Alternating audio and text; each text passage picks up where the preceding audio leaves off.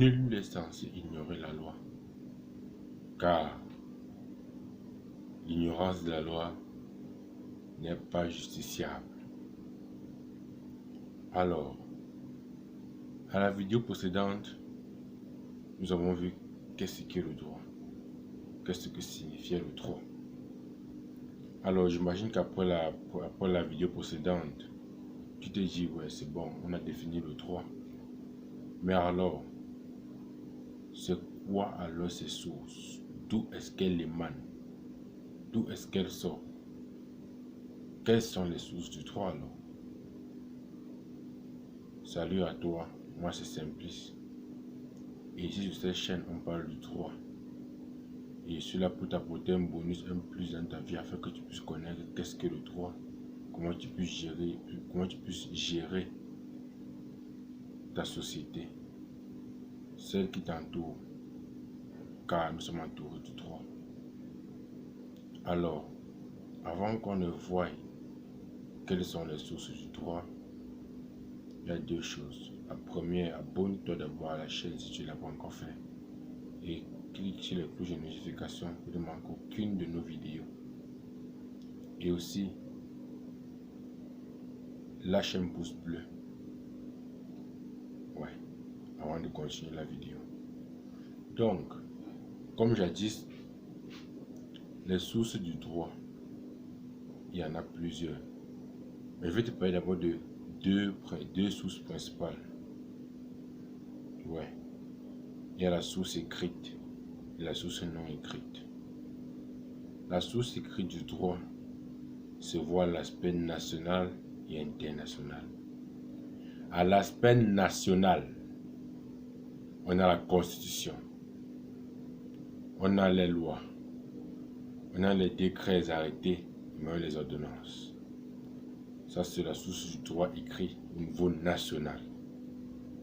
Au niveau international, nous avons les traités et conventions. Ça, ce sont les sources du droit au niveau international. Ça, c'est pour la source écrite du droit. Pour la source non écrite du droit, c'est la coutume. La coutume en est l'une des principales exemples. C'est donc quoi la coutume? La coutume sont des pratiques qui ont été faites pendant une longue période et qui au final ont été adaptées comme des règles de droit. Je sais que ce serait un peu dur pour toi, mais je vais te donner un exemple dans notre contexte en Afrique, surtout au Cameroun.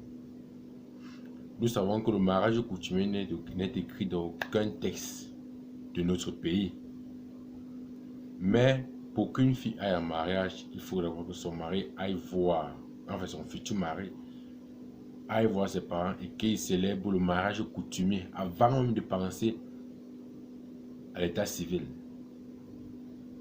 Nous voyons que ça a été une règle de droit, c'est la coutume, parce qu'elle a été longuement pratiquée. Elle a fini par devenir comme une règle de droit qui est applicable dans notre société. Ça, c'est un exemple de la coutume. Elle se pratique aussi au niveau national et international. Au niveau national, c'est comme l'exemple que j'étais pris. Au niveau international, nous avons l'article 38 du statut de la Cour internationale de justice. Ça, c'est l'exemple. Ce sont les deux sources du droit. Les deux sources du droit. Sources principales. Maintenant, nous avons les sources secondaires ou complémentaires, ce qui vient compléter les sources principales. Nous avons la jurisprudence et la doctrine. C'est quoi la jurisprudence? La jurisprudence sont des jugements, les décisions de justice rendues au tribunal par un juge dans des cas où la loi est silencieuse ou incomplète. Dans des cas où la loi est silencieuse ou incomplète. Et d'autre part, nous avons la doctrine. C'est quoi la doctrine? La doctrine sont ces idées émises par ces grands auteurs juristes dans le monde. qui ont apporté un plus dans un certain domaine bien précis, où la loi a souvent des difficultés à pouvoir cerner ses pas et ses marches. Donc, te voilà face à toutes les sources du droit, les sources principales et les sources complémentaires. Alors, toi, dis-moi dans les commentaires, quelles sont les sources que tu as retenues? Quelles sont les sources qui sont plus faciles pour toi? J'attends dans les commentaires. Et puis, si tu as aimé, n'oublie pas de lâcher un pouce bleu. Ouais. Et si tu ne l'as pas encore fait, pense à cliquer sur s'abonner et la cloche de notification pour ne manquer aucune de nos vidéos. À très bientôt sur la chaîne.